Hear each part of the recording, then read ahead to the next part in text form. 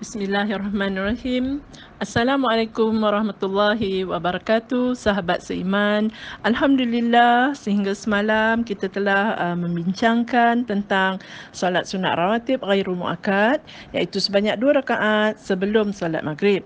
Dan sebagaimana yang telah dimaklumi, adanya juga 2 rakaat solat sunat setelah kita mendirikan solat maghrib. Ya, okey. Untuk hari ini siri yang ke-14, mari kita bincangkan tentang solat sunat rawatib 2 rakaat setelah kita mendirikan solat fardu isyak, ya. Dalilnya adalah daripada Ibnu Umar radhiyallahu anhu berkata, aku mengerjakan solat bersama Rasulullah sallallahu alaihi wasallam 2 rakaat sebelum solat zuhur, 2 rakaat sesudahnya, 2 rakaat sesudah solat Jumaat, 2 rakaat sesudah solat maghrib dan 2 rakaat sesudah solat isyak. Muttafaqun alaih.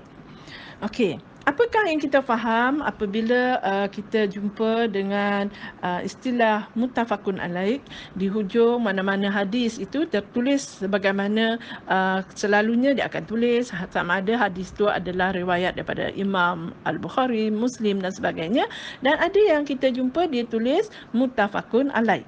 Okey, di sini mari kita ketahui apakah makna muttafaqun alaih. Bagi kita orang-orang awam ni saya rasa memadai untuk kita mengetahui bahawa ini adalah hadis-hadis yang disepakati kesahihannya, iaitu hadis yang diriwayatkan oleh Imam Bukhari dan Imam Muslim dalam kitab-kitab sahihnya seperti kitab Al-Lu'lu' wal Marjan dan kitab Umdatul Ahkam, di mana ini adalah kitab sepakat hadis hukum oleh Al-Bukhari dan Muslim. Begitu juga hadis-hadis al-muttafaqun alaih ini adalah hadis-hadis yang diriwayatkan oleh 3 imam, ya, iaitu sama ada Al-Bukhari, Muslim ini dalam kitab sahihnya tadi yang kita sebutkan, dan daripada Imam Ahmad dalam kitab beliau Al-Musnad, ya. Jadi setelah itu kita tidaklah lagi perlu pertikaikan tentang sahihnya solat sunat 2 rakaat yang kita lakukan setelah kita mendirikan solat isyak. Okey. Kalau macam tu, sekarang ni kita nak tahu apakah fadilatnya, apakah yang dijanjikan oleh Allah sekiranya kita melazimi melakukan solat-solat rawatib ini sebanyak sama ada 12 rakaat ataupun 10 rakaat.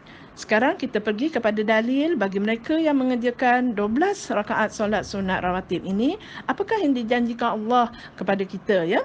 Sekarang kita lihat kepada hadis yang diriwayatkan daripada Aisyah, iaitu Ummul Mukminin kita Aisyah radhiyallahu anhu, katanya, barang siapa yang bersungguh-sungguh melakukan 12 rakaat solat sunat, nescaya Allah akan membina untuknya sebuah rumah di dalam syurga, iaitu 4 rakaat sebelum zuhur, 2 rakaat sesudahnya, 2 rakaat sesudah maghrib, 2 rakaat sesudah isyak dan 2 rakaat sebelum subuh, ya. Ini adalah hadis riwayat At-Tirmizi dan disahihkan oleh Imam Al-Albani. Okey, itu satu dalil daripada hadis yang diriwayatkan oleh Imam At-Tirmizi ini daripada Aisyah radhiyallahu anhu. Sekarang kita pergi juga kepada fadilat yang mendirikan 12 rakaat tadi, solat sunat rawatib. Kali ini hadis ini adalah datangnya daripada Ummul Mukminin, iaitu Ummu Habibah Ramlah binti Abi Sufyan radhiyallahu anhu berkata, pernah aku mendengar Rasulullah sallallahu alaihi wasallam bersabda, tidak ada seorang Muslim yang mengerjakan solat sunat rawatib kerana Allah Ta'ala setiap hari, ya, sebanyak 12 rakaat selain solat fardu, melainkan Allah bangunkan baginya sebuah rumah di syurga, atau dalam lafaz lain, melainkan dibangunkan baginya sebuah rumah di syurga. Ini adalah hadis riwayat Muslim. Apakah yang dapat kita dapati daripada kandungan hadis ini adalah, pengajarannya adalah yang pertama, penegasan tentang keutamaan solat nafilah ini, ya, iaitu solat sunnah ini. Allah menghitungkan amal-amal perbuatan hamba-Nya. Yakinlah bahawa Allah sesungguhnya menghitung segala amal-amal kita, ya. Dan dari sini juga terbitnya hukum-hukum syariat, iaitu tergantung kepada jenis amalan perbuatan kita.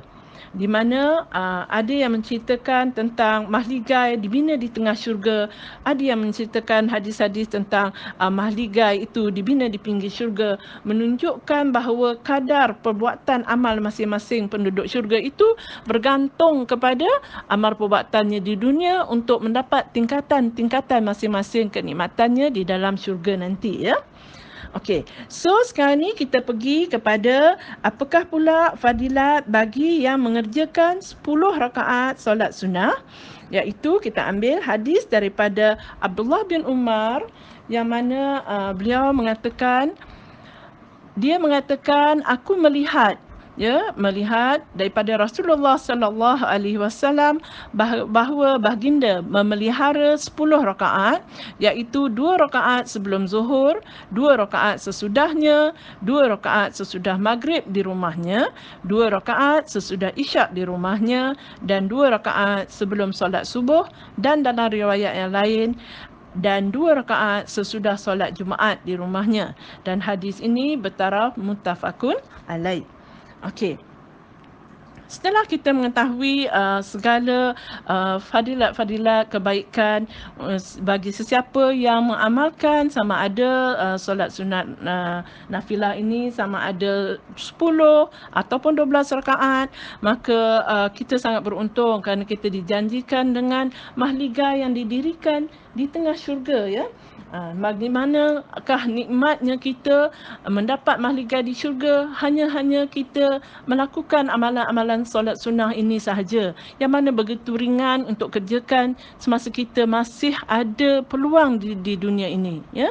Dan kita kena tahu bahawa dengan melakukan solat-solat sunat yang mengiringi solat-solat fardu kita ini, insya-Allah bahawa solat-solat sunat ini akan menjadi menampung apa-apa kekurangan yang terjadi dalam solat-solat fardu kita. Jadi insya-Allah dengan itu kita akan merasa lebih tenang, lebih merasakan bahawa jika ada kesilapan-kesilapan kita di mana-mana, Allah masih memberi peluang untuk kita memperbaiki kesilapan-kesilapan kita, kekurangan-kekurangan yang ada di dalam solat fardu kita, insya-Allah, ya. Semoga kita direzekikan Allah untuk dapat beramal dengan sunnah-sunnah Nabi sallallahu alaihi wasallam dan beristiqamah dalam mengerjakannya, ya. Wallahu a'lam.